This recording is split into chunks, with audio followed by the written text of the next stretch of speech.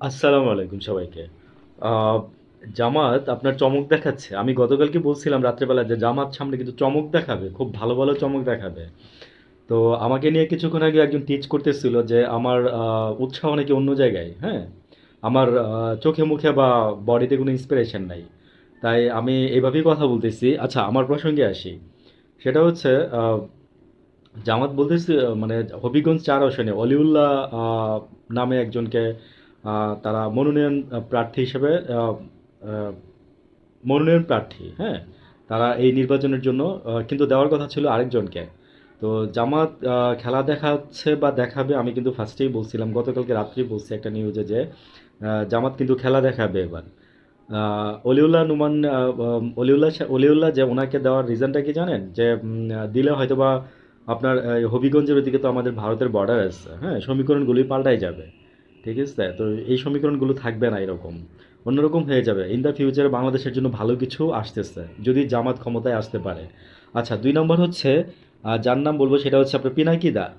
তো পিনাকিদা কিন্তু একজন হিন্দু ব্যক্তি, হ্যাঁ? যদিও মুসলিম মেয়ে বিয়ে করছে, তো ওনাকে নিয়ে অনেক তর্ক-বিতর্ক আছে, আলোচনা সমালোচনা আছে এবং উনি নিজেই বলতো আমি একজন নাস্তিক। তো আমার ধারণা, আমি আমার পারসেপশন দেই, দাদা মাফ করবেন। তো আমার ধারণা হয়তোবা উনি মুসলিম হয়ে গেছে বা উনি হয়তোবা মৃত্যুর পরে হয়তোবা এই ঘোষণাটা দিবে বা আসবে। তো উনাকে অনেকেই বড় বড় মাত্রার রয়ের এজেন্ট বলে, বড় মাত্রার রয়ের এজেন্ট, হ্যাঁ? উনি রয়ের হয়ে নাকি কাজ করে। তো হোয়াটএভার ইটস আমরা জানি। তো এই তরুণ প্রজন্ম এই যে এই ২-৪ টা প্রজন্ম ৪ টা ৩টা ৪ টা প্রজন্ম কিন্তু বাংলাদেশে কিন্তু এটা কিন্তু একটা ক্রাশ। আমি আর থার্ড নামটা বলতেছি কনক সারওয়ার।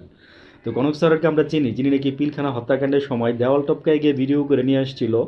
সেই ভিডিও সরকার যখন বলছে যে তদন্ত স্বার্থে আপনারা সাংবাদিক যারা আছেন আপনারা এগুলো দেন আমাদেরকে। তখন এই কনক সারওয়ার সরল বিশ্বাসে উনার সব ডকুমেন্ট দিয়ে দিছিল। আর সরকার এগুলারে মনে করেন যে তুমতো গায়া করে দিছে। ওই ডকুমেন্টও গায়া করে দিছে।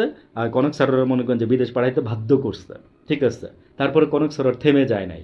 পিনাকিদার বিষয়টা তো ব্যাকগ্রাউন্ডে অনেকে জানেন কিনা জানি না। আর যদি না জেনে থাকেন তাহলে আমি আরেকদিন বলব যে পিনাকিদা কেন এরকম হইছে।